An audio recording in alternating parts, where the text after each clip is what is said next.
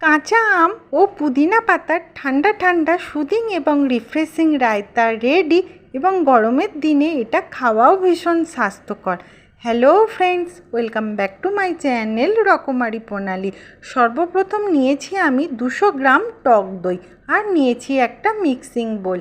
এবার একটা চামচের সাহায্যে ধীরে ধীরে টক দইটাকে আমি মিক্সিং বোলের মধ্যে ট্রান্সফার করে নিলাম। পুরো টক দইটাই আমার ট্রান্সফার করা হয়ে গেছে। নিয়েছি ছোট্ট একটা সাইজের কাঁচা আম। একটা ছুরির সাহায্যে ধীরে ধীরে কাঁচা আমের খোসাটাকে সম্পূর্ণভাবে ছাড়িয়ে নিয়ে কাঁচা আমটাকে 2 টুকরো করে কেটে নেব এবং কাঁচা আমের ভেতরে যে বীজটাকে আছে সেটাকে বার করে কাঁচা আমটাকে লম্বা লম্বা করে 4 ফালি করে ঠিক এইভাবে কেটে নেব। নিয়েছি একটা স্ক্র্যাপার। এবার স্ক্র্যাপারের সাহায্যে কাঁচা আমটাকে ধীরে ধীরে আমি গ্রেট করে নেব। গাজরের হালুয়া বানানোর সময় ঠিক যেইভাবে আমরা গাজরকে গ্রেট করে থাকি, পুরো আমটাই আমার গ্রেট করা হয়ে গেছে। আমি পুনরায় নিয়ে চলে এসেছি মিক্সিং বোল। এবার টক দইয়ের ওপরে দিয়ে দিলাম আগে থেকে গ্রেট করে রাখা কাঁচা আম। পুরো আমটা দিয়ে দেবার পরে নিয়েছি আমি একটা কাঁচা লঙ্কা, আর কাঁচা লঙ্কাটাকে খুব মিহি করে কেটে নিয়েছি। মিহি করে কাঁচা লঙ্কা কেটে দিয়ে দেবার পর আমি নিয়েছি একটা বাটির মধ্যে কিছু ফ্রেশ পুদিনা। পুদিনা পাতা এমনিতেই ভীষণ সুদিং ও রিফ্রেশিং, আর কাঁচা আমের ওপরে যখন পুদিনা পাতা পড়ে না, ভীষণই কুলিং একটা এফেক্ট দেয় আর এত সুন্দর অ্যারোমা আসে যে এই অ্যারোমাতে আমার তো একেবারে ঘুম এসে যায়।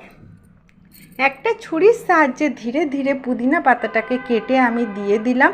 রায়তাতে সাধারণত পুদিনা পাতা ব্যবহার হয় না, কিন্তু কাঁচা আমের রায়তা, তাই আমি এখানে পুদিনা পাতাই ব্যবহার করলাম।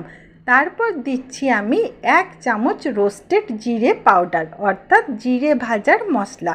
দিলাম প্রয়োজন মতো সাদা নুন। সাদা নুন ব্যবহার করলাম আমি টেস্টের জন্য। আর দিচ্ছি অল্প পরিমাণে বিট নুন, অর্থাৎ কি ব্ল্যাক সল্ট, এটা দিলাম গন্ধের জন্য। আর দিচ্ছি 1 চামচ মতো সুগার পাউডার, অর্থাৎ চিনি গুঁড়ো। রায়তাতে সাধারণত মিষ্টি বা চিনি ব্যবহার হয় না, কিন্তু কাঁচা আম এবং টক দই দুটোই তো ভীষণ পরিমাণ টক, তাই এই তীব্র টকটাকে সাবসাইড করানোর জন্য আমি 1 চামচ মতো চিনি গুঁড়ো বা সুগার পাউডার ব্যবহার করলাম। এবার চামচের সাহায্যে ধীরে ধীরে খুব ভালোভাবে সব কিছুকে আমি মিক্স করতে থাকবো। পুরোপুরি মিক্স করে নিলেই মোটামুটি রায়তা রেডি। উপর থেকে দিয়ে দিচ্ছি আমি চিল্ড ওয়াটার, অর্থাৎ কি ঠান্ডা জল।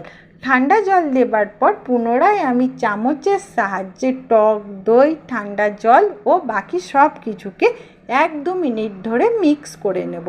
1-2 মিনিট ধরে মিক্স করলেই প্রপার কনসিস্টেন্সি আস্তে আস্তে এসে যাবে।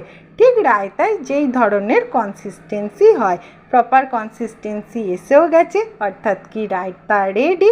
আমি ডেকোরেশনের জন্য উপর থেকে দিয়ে দিলাম পুদিনার একটা ব্রাঞ্চ। ঠান্ডা ঠান্ডা সুদিং এবং রিফ্রেশিং কাঁচা আমের রায়তা রেডি। Just prepare it and enjoy.